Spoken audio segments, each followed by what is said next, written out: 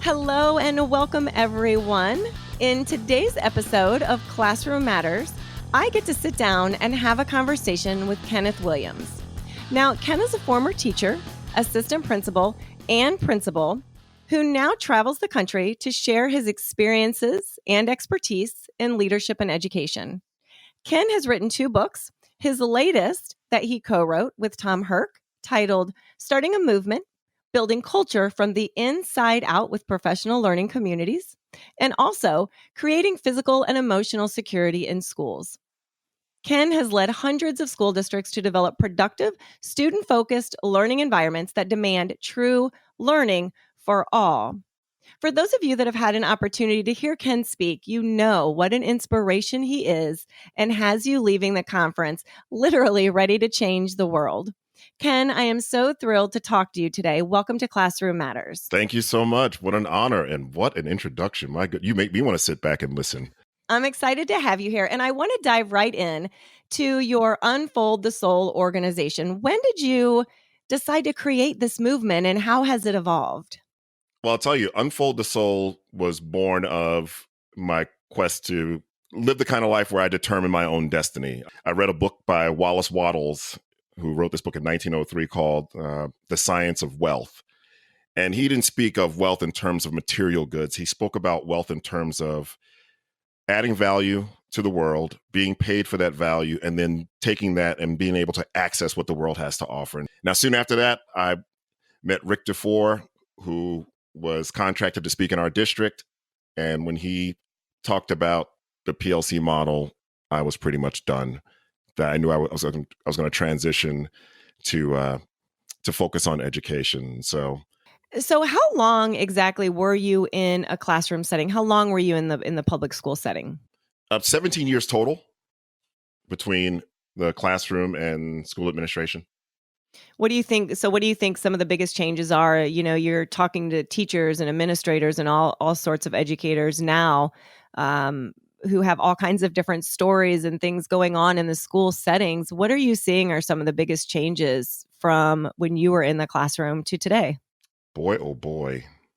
Well, we don't do a good job in education of removing things from the plate when we add new things to the plate. And so having a wife who is a teacher, man, and she is a teacher through and through, I can see how her plate is just, it's almost like the game Jenga with the little wood pieces. You're trying to make a tower and hope it doesn't fall. Like that's what her plate looks like. Tom Maney, one of my colleagues, talks about we're great at the start doing list in education. We're not great at the stop doing list. And so I see more and more piled on while the expectations for all kids to learn remains the same. And that's another thing that's changed. When I got into education, I was handed the reading curriculum and told, get through Unit 8 by May, right? And that was, you did a good job teaching if you got through Unit 8 by May. And of course, catch as many kids as you can. And then the movement switched to learning being a determinant of whether or not teaching has happened. And that was a big transition for teachers to go from, teaching the chapter to ensuring kids have learned what they need to from that chapter. And so I feel pretty honored to have been a part of that evolution from the focus being on teaching to the focus being on learning. And now it's so commonplace now that it almost sounds ridiculous that there was even another time. But I also remember a time when we began to disaggregate data. We had a superintendent come in, and instead of looking at, hey, your district's 90% successful, he decided to lift the corner of the carpet and say, hey, but what about your kids with special needs? And what about your poor white kids? And how about your pocket of black kids here? Like that is all we do these days. But I was there when that first began. But it's been beneficial. Yeah, and it is hard for teachers to change, especially when they've been doing certain things a certain way. We've always done it like this. Yep. It's really, really difficult to not only make those small changes, but just to have that paradigm shift. And so for any of our listeners that have ever heard you speak at a conference or listened to any of your videos on YouTube or read anything in any of your books, know that you are really about schools living their posters. And if you could see me, I'm doing invisible quotes over living their posters. talk to me a little bit about what you mean when you talk to schools about living their posters. Sure. Well, it started with my last school. We moved to Atlanta, and I went from a district that was, one of the top districts in the greater Washington, D.C. area, Montgomery County Public Schools. Not a perfect district. No district's perfect, but really on the cutting edge of a lot. And moved to Atlanta. So I went to college, had fondness for the city. And ironically, it was the one place we could afford a house while being teachers. And so, but I moved into a district that was struggling at the time. And it was the poorest performing school district in the greater Atlanta area. And I was honored to be the principal at the poorest performing school in the greater in that district. And so, looking for the silver lining at some point, I noticed that while a lot of our practices weren't aligned with all students learning, and the morale was pretty low, and we had a lot of work to do, I did notice that all of our posters were awesome. I mean, we had fantastic posters giving off great messages. And then since I've started doing speaking and consulting full time, I noticed that every school, it doesn't matter whether the school's at the bottom of the district or high flying, all schools got these great posters that say, we believe all students can do anything, and the world is yours, and mistakes just mean you're doing something. And you have this uncapped potential to what you can do. And so back at my school, I started saying, hey, why don't we ought to try to live that. Like we should try to live that. I've not been to a school yet. Even the ones with the most toxic culture, they all have great posters. And so at our school, we just began this movement where you're just like, let's turn around and try to live that. We should try to live that poster, live what it's saying. All we have is this moment. And what are we going to do in this moment to align our practices and policies and commitments with the posters we have on the wall? I love the idea behind that. And I can tell you I'm just as guilty as the next teacher or administrator. I was always drawn to shiny posters with great sayings on them, but a lot of times I probably couldn't even tell you what the poster said.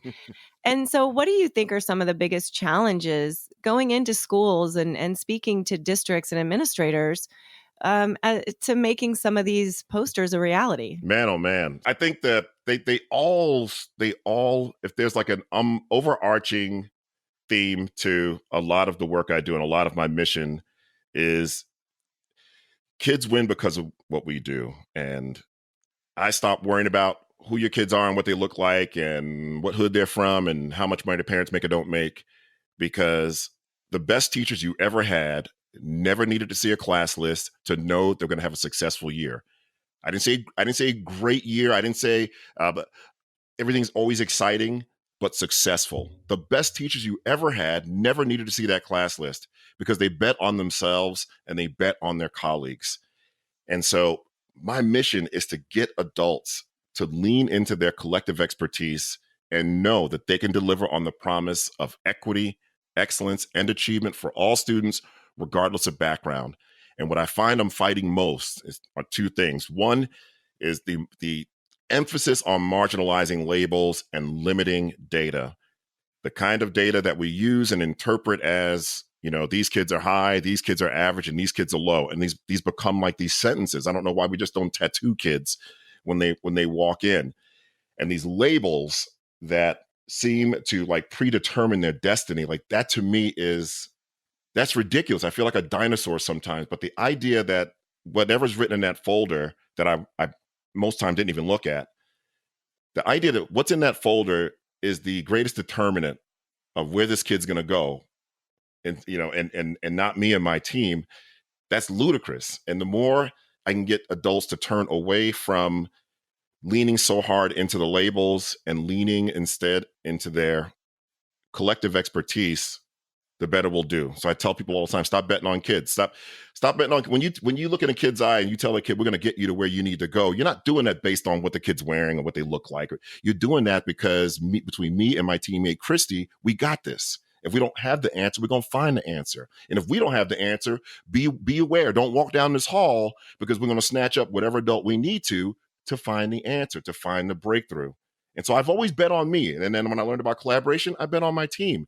That's the most overarching message. If I can get us, because we got a finite amount of time, right? And if we spend any time we spend leaning into factors we cannot control, takes away from leaning in to the factors we can control. Nothing kills problem solving faster than focusing on what you cannot control. I'm not denying that some of our kids grow up poor and speak different languages and come from the quote unquote wrong side of the tracks. Like, daddy's not home. I get all that.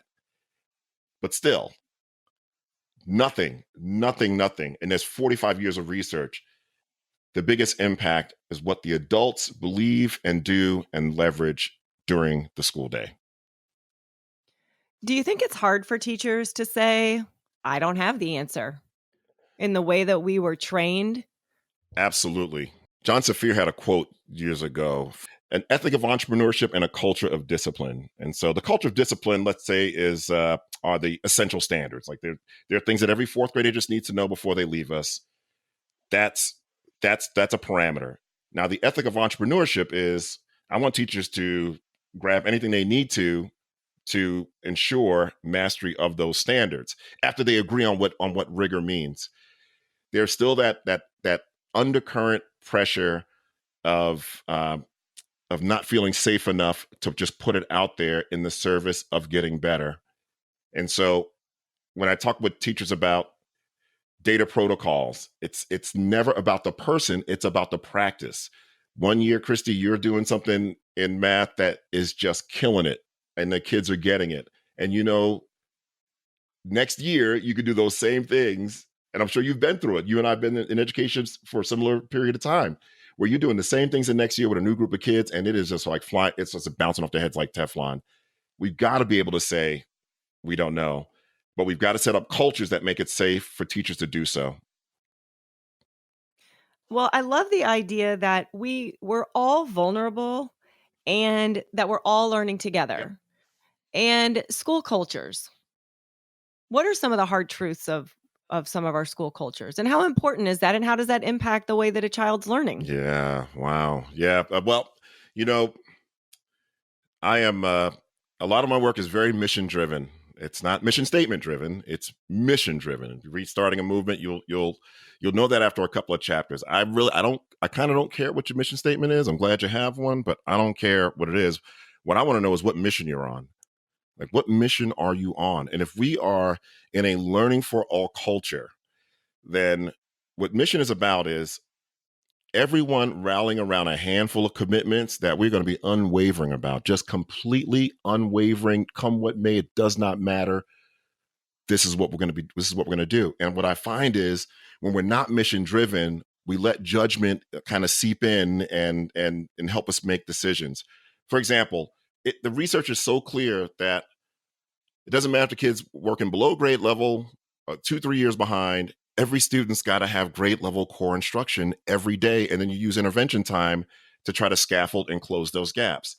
And still, all over the place, I see schools pulling kids out of reading, core reading to give, for the small group, and then using their intervention time. In other words, they're being taught below grade level all year long. And then we wonder why they end up below grade level. So one of the things I see that is a hard truth about culture is when you're on a mission, then you commit to those collective commitments. You got to identify those collective commitments. What are things we are going to do and stick with and be unwavering about in the service of us living that mission of learning for all? In a culture of learning for all, teachers absolutely have to come together and identify the most essential targets for every curricular area. And they've got to agree on mastery for those targets. You're probably going to get some emails on this one, but we allow adult stuff to get in the way of what we know is best practice. I have a quote that I talk about, what's best for kids is first and what's best for adults is a close second. And so I think if schools just committed to that alone and made clear that what's best for kids comes first and what's best for adults is second. It can be a close second, but it's got to be a clear second. We can get a lot further because it when we allow adult stuff to get in the way, it interferes with professionalism. It really does. It really does. And we allow it and we start empathizing with the wrong things and we look around and our clients are the ones suffering. If we pulled some of the same stuff at Target organization as we do in school, it would never fly because Target's clients are adults, and adults speak up when someone's half-assing it or not giving their all or not available or not not completely locked into the work they're doing. But our clients are kids, and they don't have the emotional maturity or the age to speak up and say, hey, that's not right. And so we have an extra obligation. It's an extra layer of the moral imperative to, if we decide to show up to work, then we got to show up to work. And so I think that's a real issue. I really do. I think that's one of the bigger issues. Are we mission driven? Are we clear on the collective commitments of those of that mission? And are we absolutely clear? Do we live by this mantra that what's best for kids comes first, and what's best for adults comes second? And so all of those mission statements that we all have written down in our handbook at the very beginning of the year would really mean nothing. If they don't change your behavior. A lot of times. Listen, and Rick used to say this all the time. Mission statements aren't worth the paper they're written on if they don't result in a change in behavior. If you, me, and 3 other of our friends get together and we decide to go on this mission to do X, Y, and Z, one of the first steps is to, okay, what does that look like in practice? What are the things we have to commit to do that? And so often with our mission statements in schools, the goal is to create the mission statement. That's the end goal. Like that's the outcome, is to create the mission statement. Do you understand what I'm saying? We don't move past that, which is what collective commitments are aligned with living this mission. So that's a lot of what I do. It's just not always the follow through. It's almost never the follow through. Right. And I'm kind of chuckling. It's intentions. We're all here for the right reasons. It's a lot of assumptions.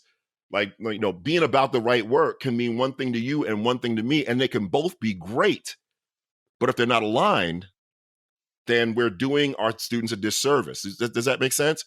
So what we got 50 people on staff with 50 different missions. And again, each mission can be great, but we've got to be aligned. We've got to be aligned. One mission.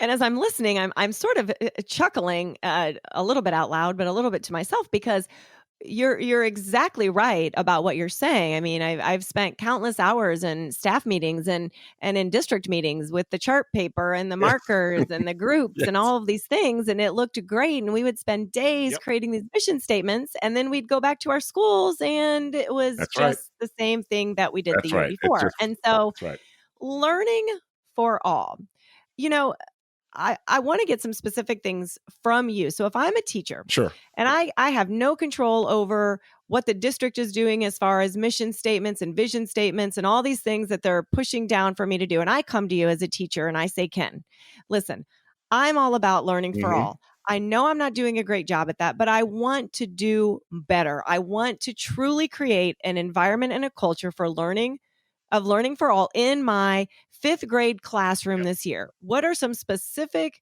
strategies that I can walk into my classroom and start doing, even if it's baby steps, to start creating an environment of learning for all of my students? Awesome question. So here are a couple of things. One, learning for all. No one teacher has all the answers to unlock learning for every child. I don't care who the teacher is. It could be your last 10 teachers of the year. No one has all the answers. And so logically, if we're pursuing a learning for all culture and no one teacher has all the answers, then that means we got to collaborate.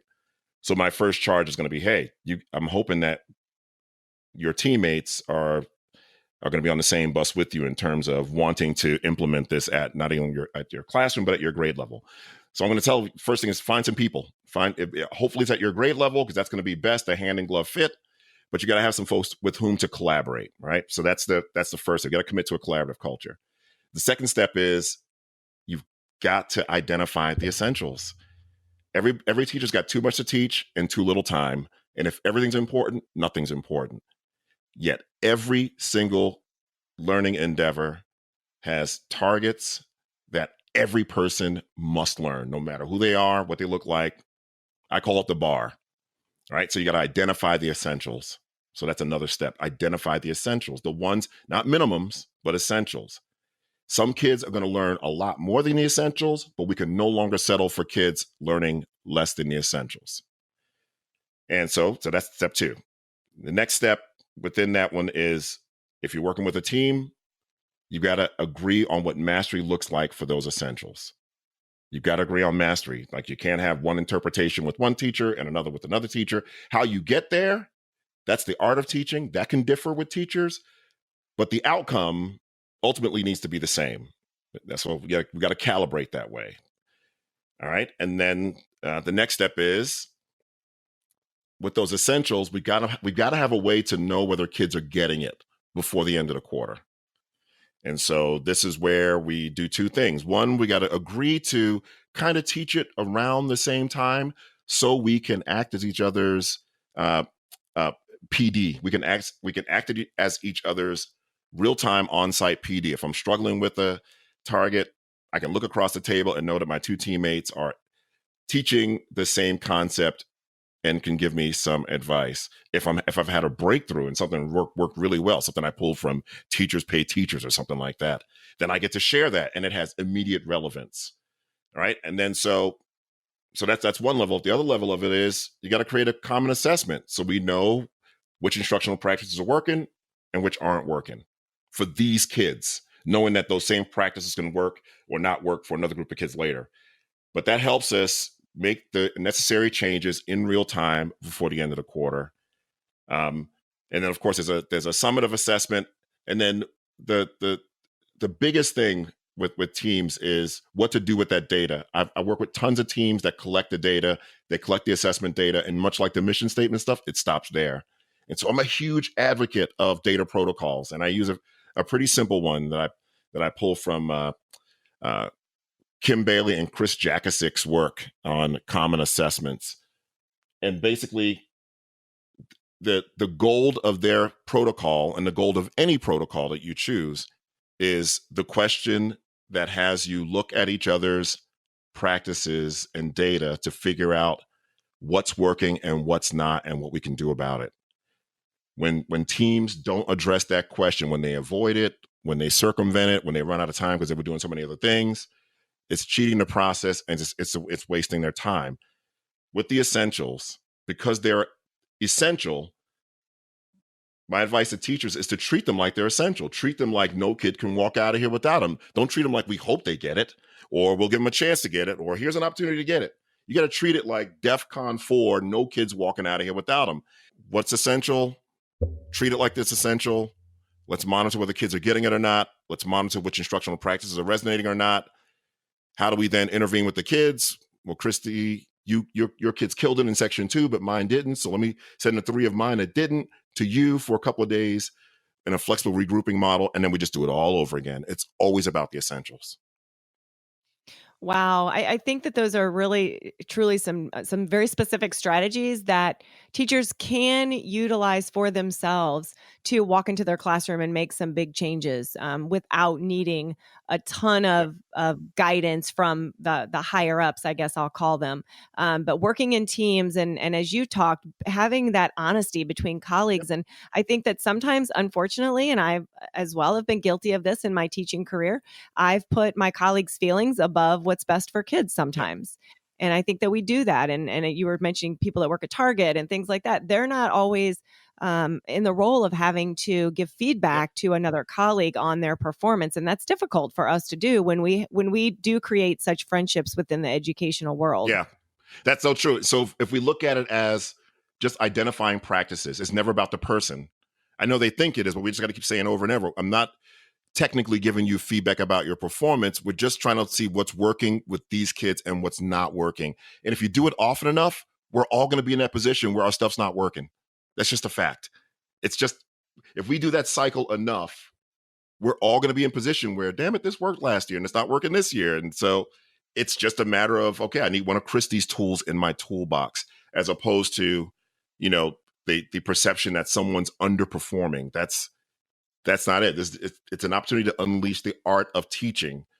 But, we got to get our feet wet to make it happen. And the idea is to stay with it, stick with it, because it's a system that works. You can take this system that I outlined to IBM, you can take it to Chick-fil-A, you can take it to any organization, and it will run well, because it all falls back to that 3 of us focused on the right questions and right issues are going to yield better results than one of us focused on the right question and right issues. Most of the time, that's going to happen. So, And it's not a race to the finish. It's not a race to, oh, who's the best or who's the most popular. It's really about us just working That's together right. as a collaborative team to have the best outcome for all of our students. If we've All got 22 of our students students. each and we got 3 on a team, we got 66 kids in the middle of the table, and it's about the only race is how can we ensure that all 66 of these kids master these 5 targets by the end of the quarter. That's the only, you throw all the kids in the middle of the table,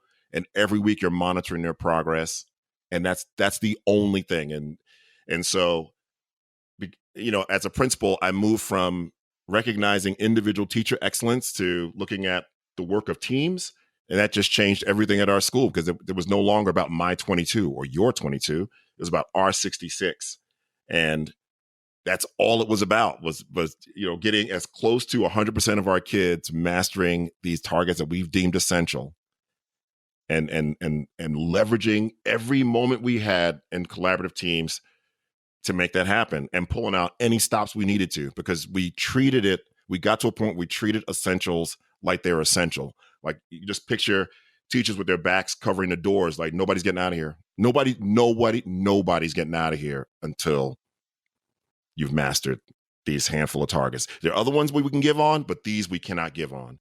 It unleashes creativity like you've never known. When you got kids, you've been in a situation where you had to get it done. You had to make something happen, and nothing looked like, none of the odds were stacked against you, but you made up your mind that my baby needs this and it's going to happen. And logically, none of it should work out. But guess what?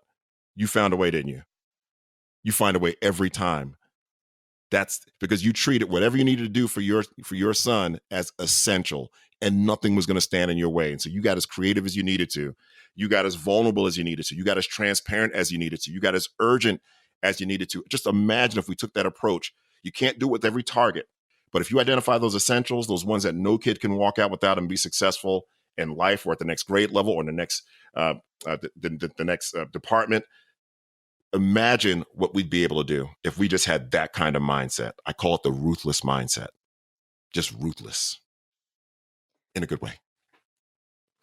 Talking about your kids and my kids and our kids in life, you have 2 older children and a wife. How in the world do you balance all of this amazing, groundbreaking work that you're doing? I know you're speaking and you're traveling and you're consulting with your family. It's a great question. Well, I'll say first, my family's been, they've been the bedrock. They've been ridiculously supportive from the moment I went to my wife and said, I think I want to do this more than part-time. And I don't have a pension set up, and I haven't been in the system long enough to, basically I have no safety net. And she was like, go for it. Early on doing this work, and again, I do it full time. The beauty of this kind of work is if you're good at it, but you still love what you're doing and don't want to go full time, you can play around with this thing part time. And listen, I love what I was doing. I felt like I was serving 2 masters, and I needed to move on to my next ambition. So, but early on, when you're self-employed and there are no guarantees, it's hard to say no to work. And so, admittedly, my first few years, first of all, no one's crying any tears, because I had a full calendar. That's a good thing. You want that in the business, but it does take a toll on the family. After a few years, I thought long and hard about it, and I decided I was going to take a risk and actually block some days in my calendar. One of the benefits of entrepreneurship for me is to control my calendar, control my income, and so I said I need to do this because So my first step was I started like blocking out Sunday travel. I wanted to reduce Sunday travel by 50%, because it's enough if I'm gone like 3 out of 5 days during the week, and then I'm back, the weekend, everybody's off, and I'm on a plane on Sunday afternoon, and that was taking a toll. So I started, reducing my Sunday travel, and that was helpful. And then my next step was, I'm going to have to take a chance and just know that if I do good work and people spread it by word of mouth, I'm going to get work. I started blocking off weeks. I just found that when I'm gone for 3 days and I come home for 2 days, I feel harried and scattered. So I started blocking a full week a month, at least a full week a month, off, and just trust that the work will be there. And so that's a lot of how I balance. And I also balance by being I really work to be present. I'm kind of a homebody. And so like no one's home right now, but when everybody gets home from work tonight, I'm not going to be hovered over writing my book. I'm going to be present in whatever way, works best for family. Those are two pretty tough decisions, but we've really benefited from them. I think I love, I'm a homebody. I don't do a whole lot. I drive really old cars. That's my meditation. And so I cherish my time off as much as I do my time in front of change agents, and so I'm going to be home today and tomorrow. And then Thursday, I travel to Las Vegas to work with an awesome high school, Odyssey High School in Las Vegas. And I will be ripping and raring to go. And then I'll come home again. So I build time off, and that's you can't wait for the calendar to build it for you. It's tough to do it in real time. So I tell my assistant, block this week so that I don't have to entertain the possibility of being offered opportunities to speak. That's worked best for me and us. I heard you mention you are writing a book. Now, is that just a hypothetical in that response, or is there an upcoming book that we can be looking for, or any special events that you have coming up soon? Thank you. Well, I'll talk about the event first. So in May 1st and 2nd in Seattle, I'll be doing a 2-day workshop on our book, Starting a Movement, Building Culture from the Inside Out. And that'll be in Seattle. And I'll be doing a social emotional learning conference in Arizona the next week on the 6th and 7th. In terms of the book, yes, I'm in the midst of writing a book. I'm on track to finish the draft by the end of this month. And I'm excited about it and a little bit nervous as well. It's my first solo project. So that was one of my goals, is to write a solo project.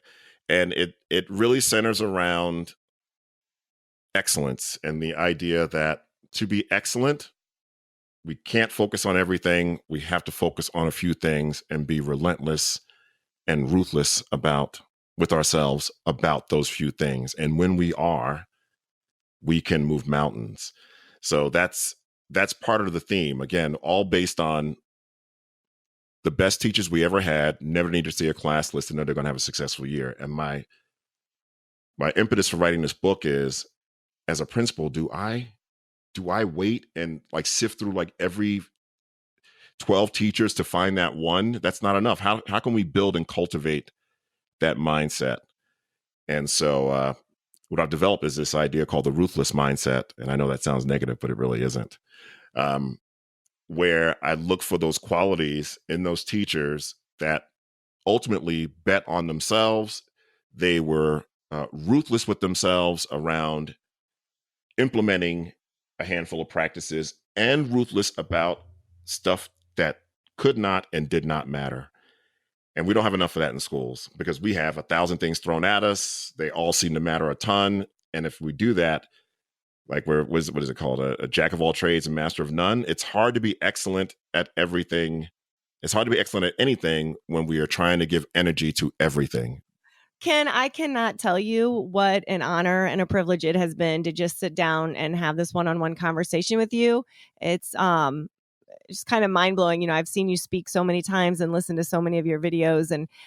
So it's really, truly an honor to have this personal conversation with you. And I know that our listeners are going to also enjoy just hearing from you. It's hard sometimes to get some of this information when you're in a room full of a couple of thousand people. So thank you so much. It's so much appreciated. I know you're a busy man, but I truly appreciate the time that you have spent here today. Christy, with us. It's an honor, and I really appreciate this. This was great. Thank you. For those of you that are listening, don't forget to go to the educate.today website and leave a comment or review on today's show. This is Christy Houle signing off.